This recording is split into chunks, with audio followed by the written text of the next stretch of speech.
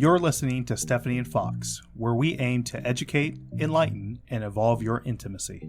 You can find us at evolveyourintimacy.com to learn more about counseling, self-study courses, intimacy, sex education, and the retreats that we provide. This show contains discussions about relationships, intimacy, and sex, and is meant for those that are 18 years and older.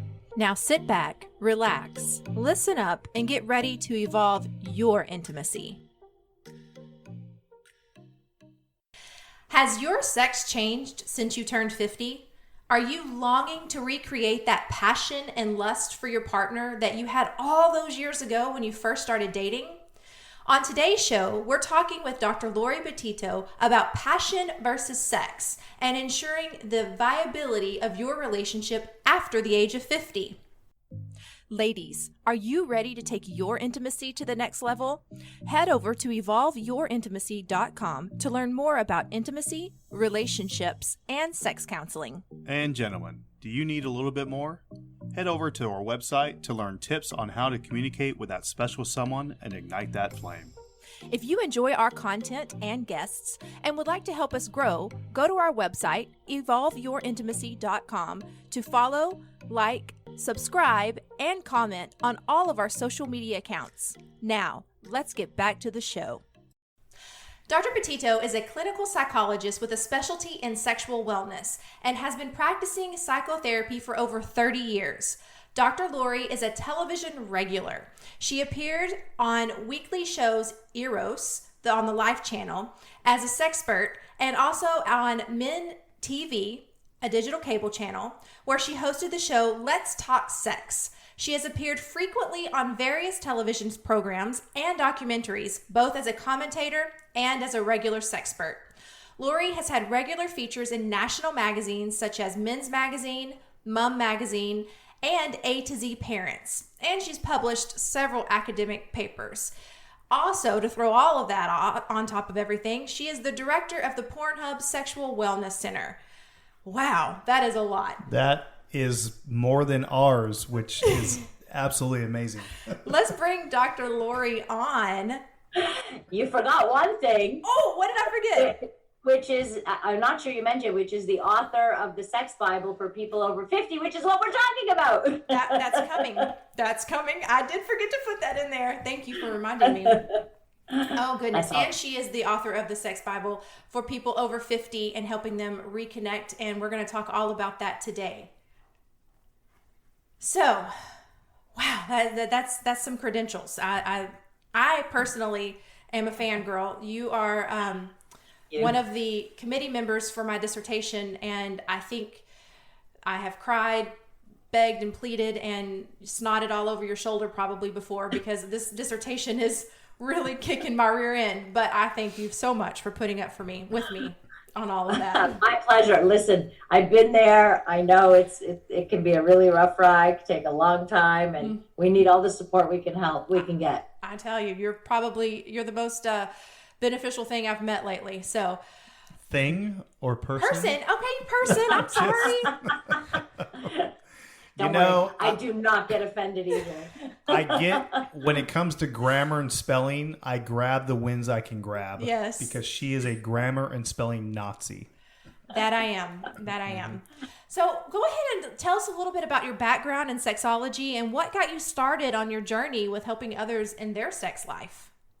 Man, at my age now, it's a long road back, right? So I have to go way back in my memory.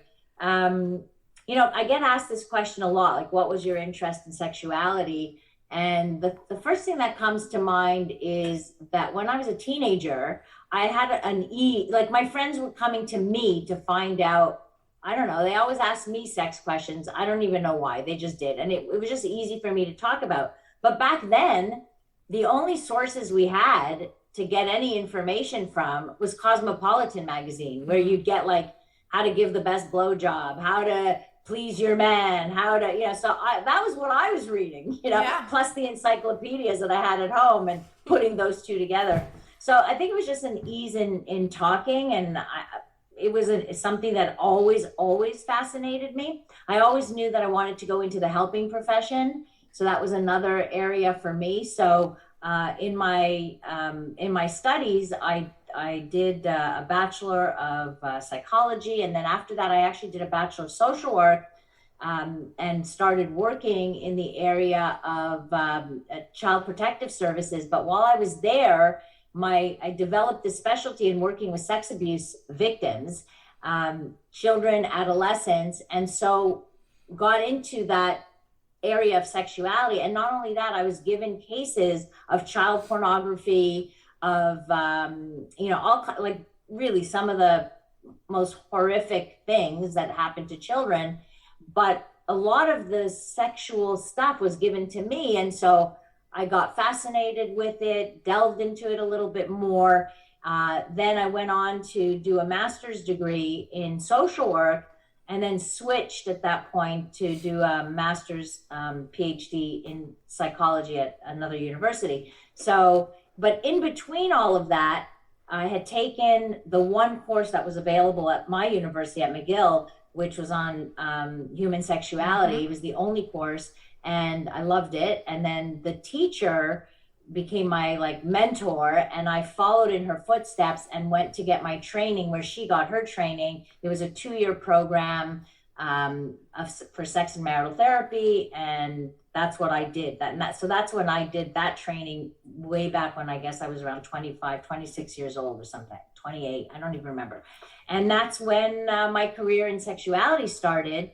But my career in the media started almost immediately after I began my career in sexuality by pure accident. I was working at a human sexuality clinic at our hospital, and in walked this disc jockey who had wanted to do a show on a very popular music station, wanted to do a weekly show that addressed sexuality where experts would answer questions. So he came in saying, "Hey, anybody interested?" And I said, "Sure." I was young and whatever. Yeah. I said, I'll do it. So I did do that, and I loved it. And I did that for 9 years. And then they offered me a nightly radio show from that point on. So for 22 years, I had a nightly show on the biggest radio station in Montreal, 5 nights a week for 22 years. That's over 5,000 to 6,000 episodes that I did, all on sexuality, relationships, etc. But it was great because it was able to communicate with directly with listeners, and so it was really fantastic. And from that came the TV shows and the documentaries and all of that. So my entire career now, I could say, has been mostly bringing sexual wellness education to the public. And then I wrote the book, and then I did a couple of TED Talks, do a lot of speaking and things like that. So I definitely watched your TED Talks, loved them. I'm want to be you when I grow up one day. Plain and simple. That's a compliment. Thank you. You are who I want to be. Just don't move to Canada. Why? They're so nice there. Because I'm here. We have no guns. Did you say no guns? We have guns. We just don't have them all over the place. That's it for me. I'm Lord. out. Canada's out. Sorry. You did write the book, The Sex Bible for People Over 50, a complete guide to sexual love for mature couples. What inspired you to write that?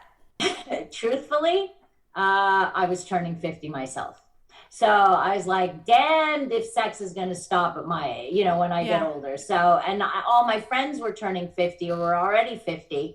So it was a great opportunity when the opportunity came up. And actually that's an interesting story in and of itself, because there's 4 different sex Bibles. Dr. Jessica O'Reilly wrote one. She recommended me for this one. So the publishing house reached out to me and a few other people. And anyways, they gave me the opportunity. And so I was so grateful for that, because the timing was perfect. It's like, hey, I'm turning 50. This is good stuff. So what I wanted was an evidence-based book. Not I wanted the research to show. So it wasn't just my opinion or my hopes and dreams for having a great sex life. It was to show that there's plenty of research out there that shows that sex can be great after 50. And yes, there are changes, but how do we adapt to those changes? And that was the main purpose. As a clinician, I was also tired of hearing people say, like in their 50s and 60s, oh, I've been there, done that, I'm too old for it anyway. Like just giving up on it. And I'm like, why are you giving up on pleasure? Like, it's pleasure. Pleasure is like good for you. It's like, why would you give that up? So it just made me dig a little deeper and then try to find, solutions for things and get people thinking about sexuality a little differently, maybe, because it's not the sex of your 20s and 30s. It does change, but it can still be freaking amazing. Well, so many of the couples that come to us who are 50 or older, they're often wanting to increase the passion in their relationship again. They want to, increase the frequency of their sex, similar to when they were beginning the stages of their relationships. I mean, yeah. So a lot of people will say that to me too, like, oh, I want what we had in the beginning. And I'm like, I ask them, can you be a virgin again? Nope. Is there more than one beginning of anything? Nope. Like, the beginning is the beginning. Like we are, the lust feelings and all these things that are generated in our brains by trigger the dopamine and all of that dissipates with time. Inevitably, that dissipates and it switches and it changes to something else. So having what you had in the beginning, no, you're not going to have that consistently. Injecting moments of greater passion, yes, of course you can have that, but that's the work. At the beginning of a relationship, it's effortless. It's effortless. You see each other, you jump on each other, you want to have sex whenever you see each other, you're gung-ho to do anything and everything, and you don't think about it. Yeah. Now, fast forward, now you have to think about it. Now it's like, okay, let's do something more interesting. Let's spice it up. Let's, I don't know, we'll find something different to do, or I'm getting a little bored or whatever it is. And that's not to say that everybody gets bored. Some people are very happy with comfort sex, where it's just, it's good and it's good enough, and they're not necessarily looking for a lot of that. Their passion comes from in many different forms. It's not always the be all and end all for everybody, but you have to work at it. Like, you've got to do things. And the research actually shows that the more of a passionate life you lead outside of the bedroom, you bring this into the bedroom. So when couples share new activities together, or they travel to new cities together, or they create new memories together of fun things they do, that they bring that into the bedroom. So, if you have a boring life, you're likely to have a pretty boring sex life too. So focus on doing stuff together as a couple and exploring the world together, different aspects. It could be discovering a new game. It could be anything new will generate some of that passionate feeling, which can then be translated in the bedroom. And then, of course, there's new things you can try in the bedroom too, and you can get ideas. There's plenty of books written about all the different ideas you have and how many sex toys out there and all kinds of things you can bring into the bedroom, just to add just a little different, a little thing that's a little bit different can change the whole scenario, right? We're not asking people to swing from chandeliers. Well, we do have a sex swing in our bedroom. It is not a sex swing. It is a yoga trapeze. You call it a yoga trapeze, whatever you want. I have never seen you do yoga in it, and we have definitely used it for sex. I have hung upside down a few times to stretch my back in my yoga trapeze. Naked. Which leads, making her blush. Yeah, which leads into sex. So, I'm glad you said that, because as you were saying that, Doc, here I am thinking, well, I guess it's really good that Stephanie and I both skydive. Yeah. That's amazing. Yeah. Whoa. And then we like to do a lot of outdoor adventure type activities, because we both equally get bored pretty easily. Oh, very easily. Yeah. So we're constantly looking for the new, the different, the exciting, the, what have you. So that's a great point. So you said bringing some new things into the bedroom. So what are some of the things that we can give our listeners just some hints besides skydiving, because not everybody wants to jump out of a plane, that would help them rejuvenate their sex lives? Well, first of all, look at the entirety of your relationship, not just the bedroom, because the bedroom is often a symptom, or gives you a look at the rest of the relationship too, right? So make sure the rest of your relationship is, and it doesn't have to be exciting like skydiving, but it has to be intimate. So you have to be able to share. And couples who don't spend any time together, couples that don't have a lot of outside of sex intimacy, have a harder time in the bedroom, I think. So I like to encourage couples to spend time together, do things together. It doesn't have to be, again, you can just say, I want to have a game night tonight, or let's play strip poker. It doesn't have to be strip poker. It could be anything. Let's play backgammon. Let's play cards. But you're focusing on each other. You're laughing. You're putting music on, you're maybe drinking a glass of wine. Like, it's the fun part of it, right? Mm-hmm. You want to make sure the relationship is fun, because sex has to be fun. You're not doing it because you have to. You're doing it because it's fun, hopefully, right? So, I mean, this is about bringing fun into a relationship. You can't be a downer of like, if your relationship feels heavy and full of tension, and how does that what are you bringing into the bedroom at that point? Exactly. Right? You got to think about that. So when people come to see me with a sexual issue, I often will look at it as a symptom of something else maybe going on in the relationship or what have you. So if that's happening, fix that. That's what couples therapists do. This is how, you want to do that. You can't just go, and it's not a Band-Aid solution. Oh, let's try a sex toy, that'll fix everything. Or let's, do this thing in bed, and or we'll bring in a third person, that'll fix everything.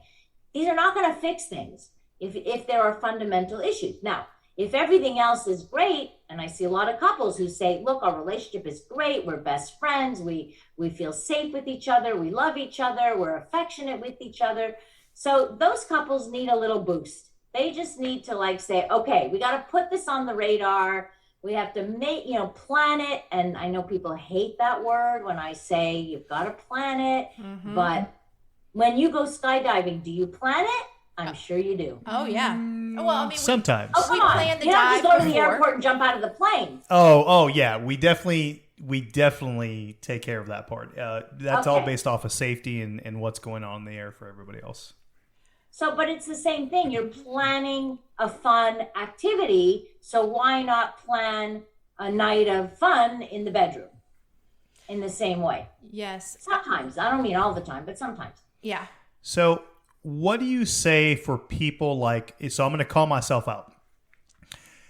There seems to be either something wrong with me, or, and I'm just going to, I'm very transparent and open.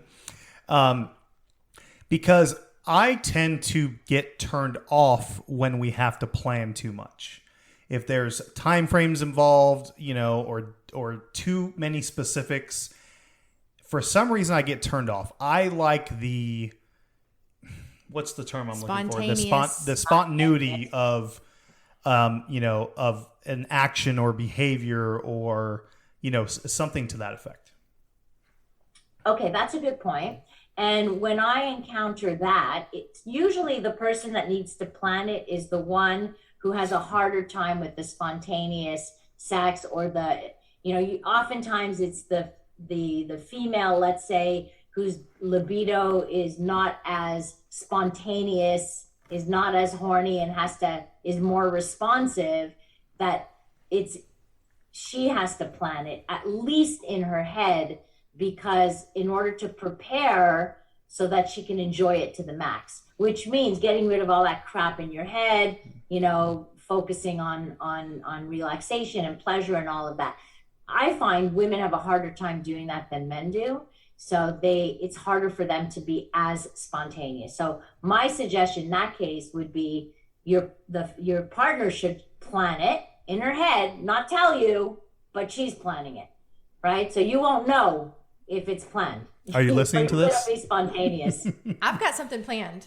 Don't worry. Like this is perfect because if I know about it, for some reason it takes the juice away from it, and right. I can't That's explain okay. it. And I respect that, but there's a way around that because you don't need to know that it's being planned in her head since the morning. Not at all. She's thinking about it. She's thinking about it, saying, "Okay, tonight I'm going to wear this lingerie, and I'm going to bring this to the bedroom, whatever." And then she goes into the bathroom, dresses up, and says, "Hey, honey, come on in." For you, it's spontaneous, but she's been thinking about it all day. So, one of the most frequent reasons that couples come to see us is communication issues. They don't feel like their partners are hearing them or understanding them, and this is causing them some great distress in their sex lives. In your opinion, can you tell us like what's the root cause of this communication deficiency? I'm not sure if I would call it necessarily a deficiency, but a difference in the way they communicate. So sometimes we don't know that we're not communicating all that well. We think we're communicating and we think our partner understands us, but they don't, either because we're talking in a way that it's not being processed the way we expect it to, because they have a different brain than we do. Mm-hmm. We all come to the table with our own processing machine, and it's affected by so many things in our history and our lives and what have you. So part of it is first understanding, how does my partner communicate? So for example, if I go to speak to my partner just like that while he's, I don't know, working on his computer, and I say, "Hey, hon, da da da da da," and he's like, okay. And then, later on, he doesn't remember what we talked about, and I get mad. Well, I didn't exactly pick the right moment when he would be listening. So I need to know that he can't multitask.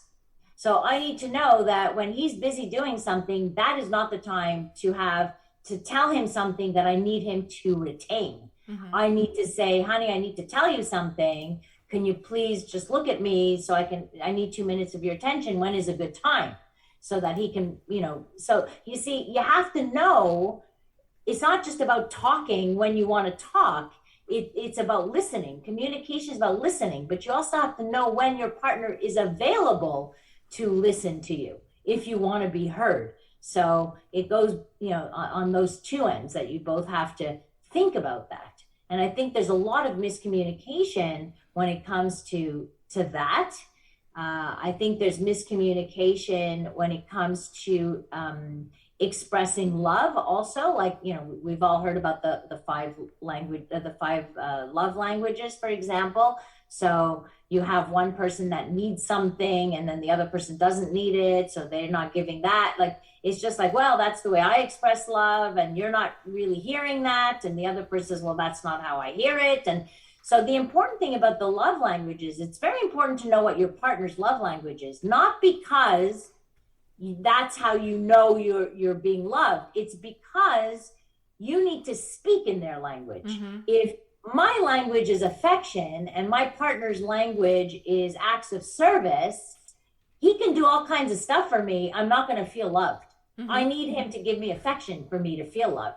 So he's going to go out, maybe he's going to need to go out of his comfort zone to give me what I need, and vice versa. And I'm going to have to do that for him. So that's really, really important, that we learn to speak in our partner's language rather than insist that they understand our language.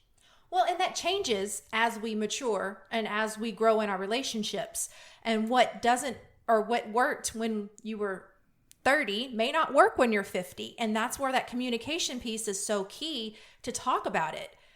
So now you're bringing up more about sexual communication. You're 100% right. So my book outlines this really well, how all these changes as we age. So what might have felt good, at 30 may not feel good at all at 50 or 60 or whatever. But if you can't tell your partner what feels good and what doesn't feel good, then you're doing yourself a disservice. It's like people who fake orgasms. Well, who are you hurting? Yourself in the end, because your partner, yeah, sure, they feel good. They think they're doing it right, and they think they're getting you off well, and they aren't, and you're not going to get your needs met. And then you get into this rut where, but I've been faking it all this time. Now I have to tell them I've been faking it. Like now there's a breach of trust. And now, so you're creating a whole other problem. But sexual communication is definitely key. And I think people have a much harder time with sexual communication than anything else. Money and sex are the two issues that are the most difficult to talk about, and they're the most taboo. So people have to learn that. We have to learn how to talk to each other without getting all defensive, without thinking the person is criticizing. So it really is about, being able to share and tell your partner what it is that you need and not be judged by it either. I think another part of that is understanding what you need, taking the time to be self-reflective, because your needs will change and that's okay. But being able to communicate that and say, okay, you know what worked for me then? It's not really working for me now. Can we try something different? And being comfortable enough with your partner to say, this isn't working. Absolutely. I think that's key. And you brought up, getting to know yourself. I say this in one of my TED Talks, women especially are probably know themselves less, maybe more now, but certainly my generation, what have you, where, female masturbation was never talked about, and we didn't talk about sex toys, and we didn't do any of that. So women had a harder time being more in touch with their own bodies. And I say this, like, if you line up a bunch of men and just line up their penises and you ask them to pick theirs out of a lineup, men will have no problem saying, yeah, that's my penis right there. But do the same with vulvas, and most women will say, I don't know if I could pick mine out. I don't know if I could pick mine out. So that's a problem. We need to know our own bodies. We need to know what feels good for us, and then be able to transmit that information. We all have our own roadmaps. So if we don't share our roadmap with our partner, they're just going to go in blind and, hit and miss and hope they get there. So we can create the shortcuts. Creating shortcuts is never fun. It's never, and people try that all the time. They're like, okay, well, we're just going to skip over this part and jump straight to something else. And you're just like, okay, but what about the journey in between? What did we learn in between? What are we learning about ourselves? And I feel like that journey and that learning experience is so important, and people just jump right over that. You're right. And I often get couples to do a lot of exploration of each other's bodies too. Like, I literally have them with a flashlight. I want you to be, and I tell them, I want you to be able to draw your partner's genitals for me. I want you to have such a visual that you can now know every part of them, and it's a great way to get into, especially couples who haven't been sexual for a while or what have you. Like, you want to ease into also sexuality. So you do a lot of the touching, just the exploration, and get to know the area, right? Get to know, and for new couples too, like, get to know these genitals here in front of you. Don't close your eyes. Keep them open. See the parts, because we all have different clitorises. We all have different labia. We all have different areas that feel good. So do it. Yeah. Don't ever ask me to draw your labia. I was actually about to ask if you could, because you're going to get a stick figure. We both know that my drawing ability, my artistic ability is pretty much zero. Well, I mean, mine too, but at least it would be a stick figure with a dick on it or something. Dick and balls. I don't know if it'd look like yours, but right. It'd be something. So, Dr. Lori, as couples age together, how can they ensure the viability of their relationship? So, as couples get older, I think sex is less about frequency and more about quality, right? It's more it's quality over quantity. But we also have to change the way we see sex, because when we think of sex, what do we think of? Most people, you say the word sex, it's synonymous with intercourse. Penetration. So, okay, it's penetration. But sex is so much more than penetration. So much more. That's one act of sex. Now, I believe that anything you do that involves your naked bodies together is part of sexuality. So you may not be able to get it up anymore. Maybe, something wrong with the vagina, whatever. The penetration is not possible. Well, does that mean you stop having pleasure? Your clitoris still works. Your skin is still responding to touch. Like, who doesn't like to be touched? Most of us enjoy a sensual touch. So all of that is part of a couple maintaining a sexuality. And because what is the purpose of sexuality? It's connection, aside from pleasure, of course, but at some point it just goes beyond the pleasure. It's about connecting, and it's about developing a unique bond that you have with no one else. So I encourage people to stretch their definition of what sexuality is, because as you get older, you need to expand on that a little bit, because things aren't, like you said, things change. Some things that you could do, you can't do. So you adapt to these. That doesn't mean you eliminate sexuality. Like, many times I see men who, let's say, have erectile dysfunction, and because of that, they figure they're useless. It's like, I'm useless to my partner, and so they just avoid sex altogether. They avoid it completely. But when you avoid sex, you also tend to avoid anything that leads to sex or that might lead to sex, which means you start avoiding touch, and you start avoiding the making out, and you start avoiding anything that would trigger an arousal response in your partner because you feel that you can't perform. So, and that's dangerous, because then what happens over time is couples start to separate, and they start to distance themselves. And that's why it's important that if something isn't functioning, other parts function. Your mouth, your hands, your whatever are still there. So we can address the problems, but also, throw a wider net on what it is to be sexual. That's a great point. So I'm convinced that 50 is the new 30. However, a lot of the times our bodies, they don't get the message, or our bodies don't do what we want them to do. So my question is, what can a couple who is over the age of 50 do to accommodate the myriad of physical, emotional, and social changes that happens, within that late middle age group? So I think is a question of perspective. For me, it's a question of perspective.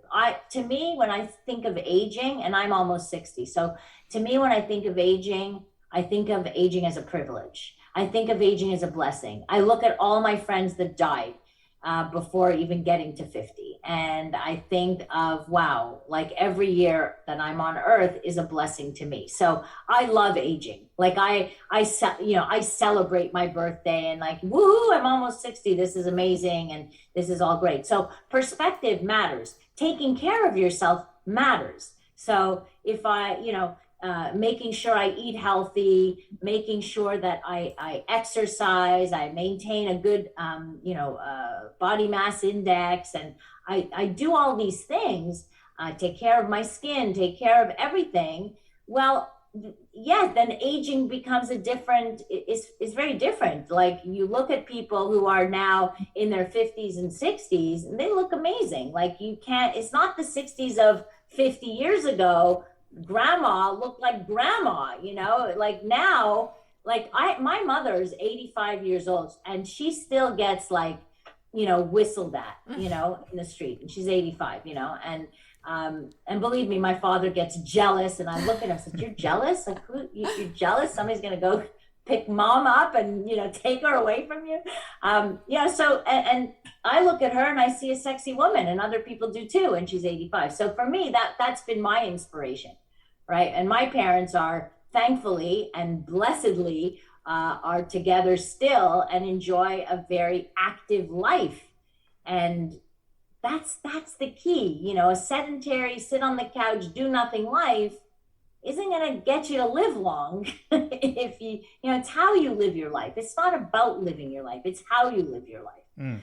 So to me, that all matters. It's a whole, it's looking at it from really a much bigger perspective and a holistic perspective. That, yeah, I just, that just made me smile. I'm just going to be honest with you. How you live your life is what matters. And that's perfectly said. Yeah. And I think, you're going to be 60, 70. And I bet you'll still be jumping out of airplanes. That's my guess. Oh, 100%. Oh, absolutely. As long as my knees and back allow me to, I will be in that sport forever. Exactly. So again, you're right. We do have certain physical limitations. So I may not be able to, if I'm a runner, I may not be able to run as far or as fast as I once did, but I can still run. Right. Mm-hmm. So you've got to look at what you have, not what you don't have. So if you focus on, oh man, I can't believe I can't do this. Well, that negativity, you only see problems when you're negative, right? You're not, but when you think positively, you find the solutions to these issues. You don't see issues everywhere. You find solutions. So it's more about, that's why I think perspective really, really matters. And as you age, much more so, to live like a healthy, whole, kind of happier, more satisfying life. Yep. We are talking with Dr. Lori about great sex after 50, and we'll be right back after this commercial break. Ladies, are you ready to take your intimacy to the next level? Head over to evolveyourintimacy.com to learn more about intimacy, relationships, and sex counseling. And gentlemen, do you need a little bit more? Head over to our website to learn tips on how to communicate with that special someone and ignite that flame. If you enjoy our content and guests and would like to help us grow, go to our website, evolveyourintimacy.com, to follow, like, subscribe, and comment on all of our social media accounts. Now, let's get back to the show. Talking with Dr. Lori Betito, discussing great sex after 50. Okay, Dr. Lori, we've had a great conversation about great sex after 50. Inquiring minds, aka me, want to know all about what is this Pornhub general health thing that you do. Can you tell us more about that? I'm fascinated, by the way. Yeah. So yes, let me share a little bit about that. So about 5 years ago, 6 years ago or something, I was looking for a new project, and I don't know if people know this, but Pornhub gets involved, does community things, and what they wanted to get involved in a new project. So my agent actually happens to know them, and anyway, she put us together, and we had a meeting, and we came up with this idea of creating a sexual wellness site, so a sex education site on their platform, meant for the visitors that go to Pornhub to have a space where they can get real sexual health information from experts. So we have I don't even know how many contributors by now, but tons of contributors, all experts in the field of sexuality, all doctors, nurses, gynecologists, urologists, all of that, sex educators, everything. And we provide evidence-based information about topics covering every area of sexuality. We wanted to have a forum where people from all over the world can ask questions, and then I answer those questions. So we always have a weekly Q&A on there. We have added educational videos. Again, you get to that site, there's no porn on our site. It has nothing to do with pornography. It isn't.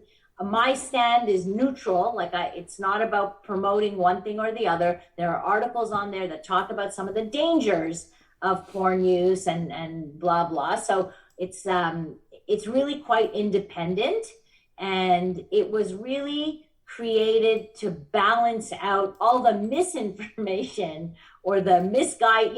People look at porn as if it's education, but they forget this is entertainment. This is not education. This is entertainment.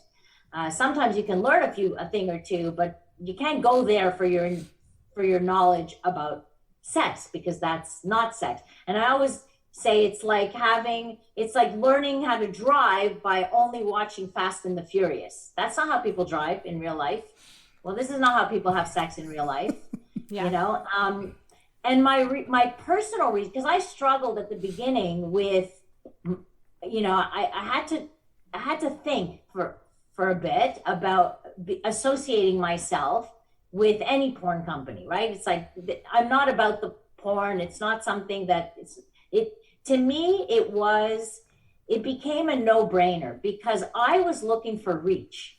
I would say, how many people can I reach? Now, I know I can reach X number of people through my radio program, through my blogs and whatever, but wow, I can reach millions of people every day with good quality information. It's like, it clicked in my head. Why am I even thinking about this? I'm going to take the risk to do this. And of course, you know, in the end, it became a bit risky with everything that happened there and all of that. And it was a bit of a messy situation, but it seems to have been rectified on their part. And they've, you know, made some changes that I'm comfortable with and whatever. So it did, you know, it could create somewhat of a discomfort with all of this. And I took the risk, but they have given me an opportunity, and I've been privileged to not be censored. Like we put whatever is necessary on there, like, you know, whatever I feel as the director, I feel people need education on. They don't say, no, you can't talk about this, or no, you can't talk about that. So they've been amazing with that. And it's completely free of advertising, and it's completely free. Like they make no money off of that site. So it is a community-based project.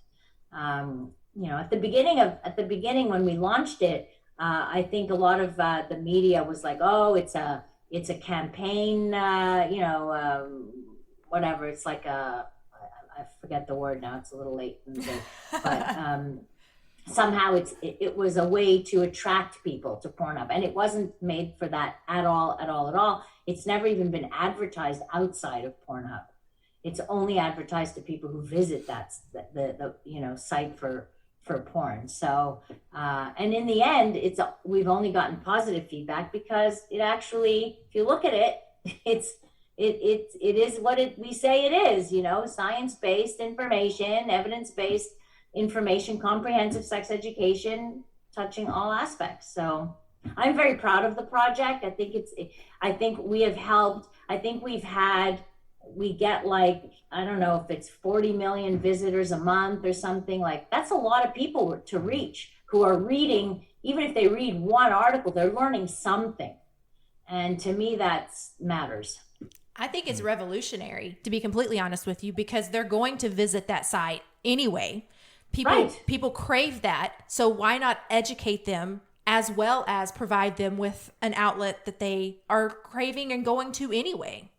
Right. To me, it's like putting an office in a casino with a big door, you know, a sign that says, "Come here if you think you might have a gambling problem. I can help." You know, like, it's right. Like, you put it in the casino itself. You're seeing all the people walk by. Where else are you going to reach these people? You go where they are. So that was my reasoning for it, and very glad I did. So I have a really, I guess, not personal, but inquiring minds want to know, what are some of the questions that you get asked by the visitors?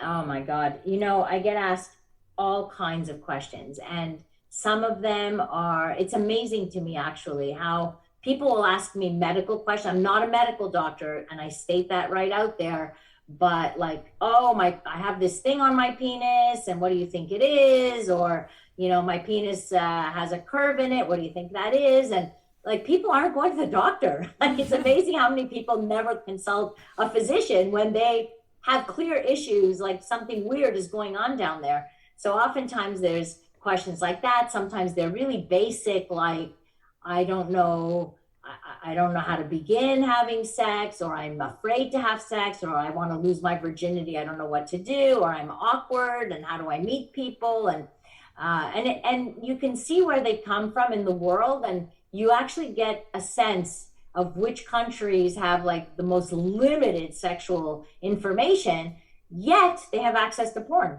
Yeah. Which is fascinating to me. No sex education, but tons of access to porn. Something's not right here.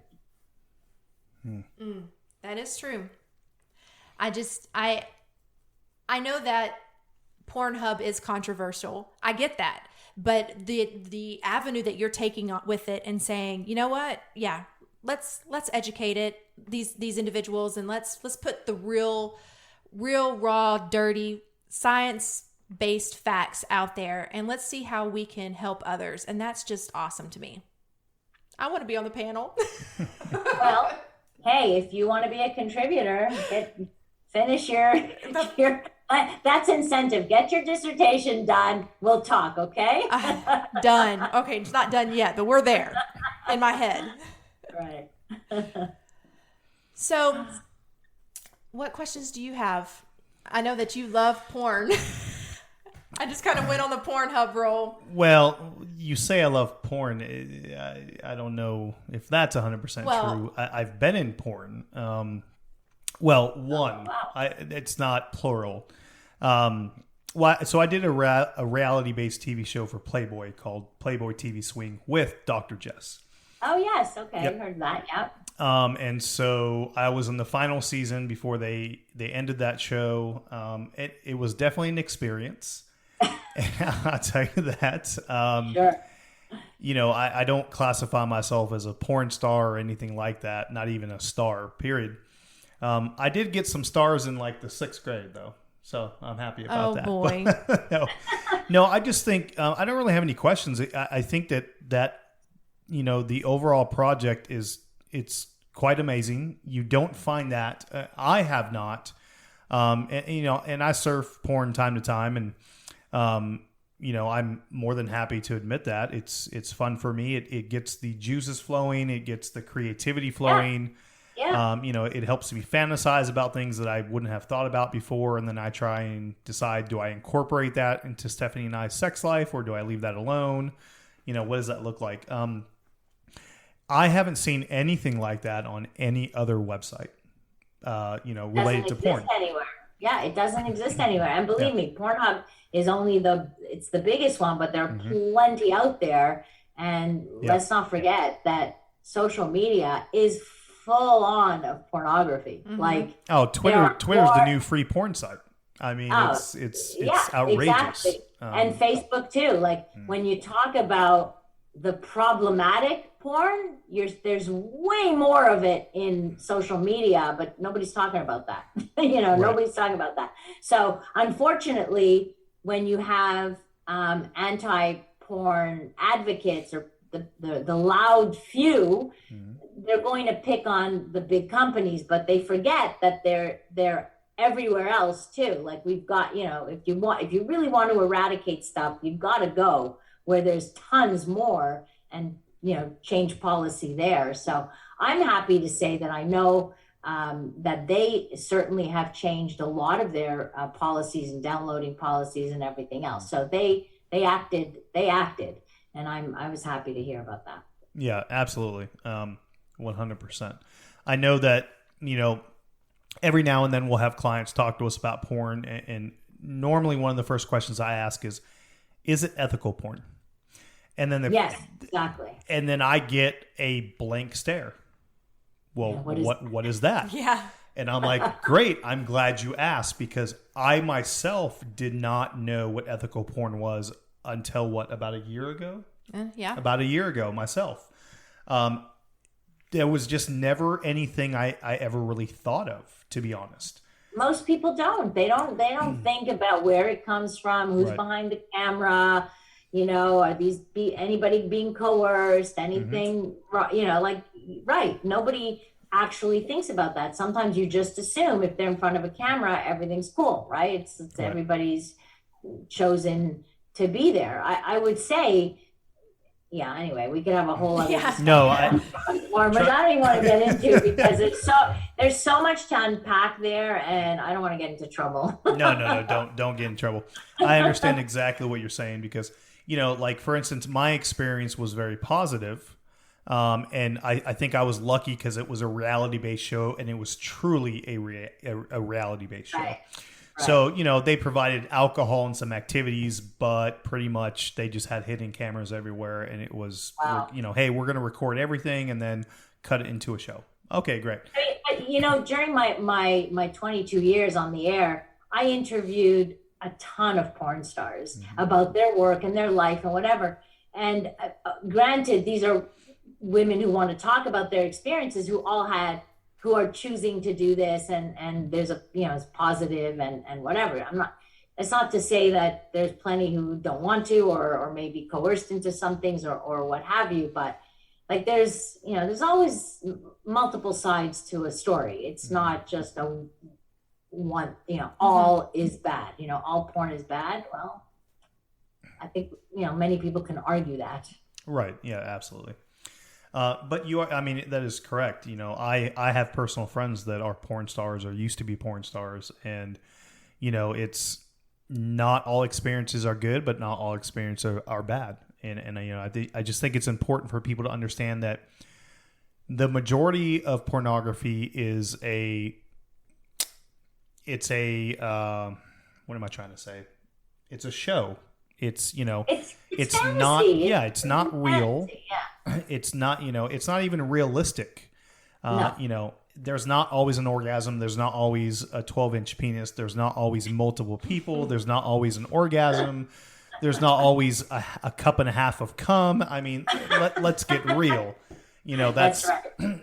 It's not real. Yeah. People, and this is why I talk about, and I talk to parents about this too, and educators about porn literacy. Make kids porn literate from the beginning. Yes. And that's where you start to talk about ethical porn and get them thinking, what do you think is going on over there? Let's look at it critically, and also teach them that, hey, this is fantasy. Real life isn't like this, and you make them critical thinkers of what they're watching. Absolutely. So as we're closing up, because we're coming towards the end of the show, what are some closing thoughts or advice you have for those that are reaching their 50s or are already in their 50s that might be struggling or might have questions, or maybe they're not even struggling. Maybe they're just trying to adapt and evolve their sex life? Well, I would, shameless self-promotion here, but I would buy the book, and I would buy the book before going to see a therapist, because your questions might be answered in the book. Because many times people will come to me and said, oh, too bad you didn't read my book before spending the money here. Like it would have cost you a lot less, all the information is there. So I would say, start with that. Start with getting informed about the changes that are going to happen, most likely will happen. And then you'll see that there are solutions to those things. So don't give up, but instead take the approach of let's find solutions. So if you always have that in your head, that there's a solution to everything, and I really believe there is, that you can find a solution to any of these things to make your sex life much more pleasurable, please, look for it. The other thing too is look at your relationship. If there's a problem in your relationship, let's talk about it. Seek couples counseling, talk about what's going on, because that will affect your sex life for sure. And don't wait so long. I find couples wait a long time before they go get help. There's no shame in getting, somebody in there to coach you, to do therapy with, to check out and do all of that. I find it very helpful. So that would be the first thing. The next, I would say, expand your definition of sex. Don't think of sex just as penis and vagina or penetrative sex or what have you. There's a lot more to it than that. And listen, I think that's the truth for most people. The only difference as you get older is the changes that happen. But, those changes can happen earlier for guys. It can happen earlier for some women too. So, men tend to age starting around 35. They might notice some significant differences. Some men at 35, some men don't see a change until they're 75. But all women will see a change by 55. And that's because of menopause. So menopause does something to our bodies that we all go through. But not everybody has all the symptoms. So it's very different. We can all experience it. Some women have vaginal dryness. Other women tell me they have more lubrication than before, and that's problematic for them. So there's all, we're all different. So which is why it's important to know yourself as well. This has been one of my favorite conversations, and I'm only going to say that because I fangirl over her. And like I said, I do hear your name constantly. it is a thing in our house right now. I'm like, well, Dr. Lori said, it's like, he'll read something. I'm like, well, Dr. Lori said it was good. Oh my God, the pressure. No pressure, none at all. I feel like I already knew you before we ever talked. I'm so thankful to get some of your time for this. So where can our listeners find you and learn more about you? So my website is drlaurie.com. So drlaurie.com. I also have a weekly podcast. It's called Passion with Dr. Lori, which is available on all platforms. And every week we either have guests or we talk about a particular topic and similar to this. That's the best way. And you can have access to my TED Talks. I believe they're on my website too, but if you just YouTube my name on YouTube, you'll find the TED Talks as well on there. I'm so excited. Well, it's been a pleasure. I really enjoyed this. Thank you. Well, thank you. And so what a great conversation we've had today with Dr. Lori Betito, talking about great sex after 50. Thank you so much for joining us today, Dr. Lori. And I will continue to hound you and send you tons of emails. And that's just, I look forward to it. That's just your life right now. You're gonna that sounds just so stalkerish. I mean, or threatening. It's just, well, she just is a wealth of information. I can't help it. I'm gonna hound you. I don't know if that's the right word, but fangirl, love, stalk, whatever. It's all the same. Hey, I gotta get my small wins. Might take me a little while to get back to you because times are busy, but I will get back to you. I promise. I love it. Well, thank you again. Yes, definitely. It was definitely a pleasure. Speaking of pleasure, if you're looking for guidance and counseling within sexual exploration, enhancement, or discovery, or you're just looking to evolve your intimacy, head on over to our website at evolveyourintimacy.com, where you can find free resources and all of our licensed and board-certified mental health professionals. Thank you for taking time out of your day to listen to our show. We are Stephanie and Fox with Evolve Your Intimacy. And remember, you're not in this alone, and we are here to help. You can check us out at evolveyourintimacy.com, and if you subscribe to our newsletter, you will receive free resources monthly to help evolve your intimacy. Have a good night. Have a good one.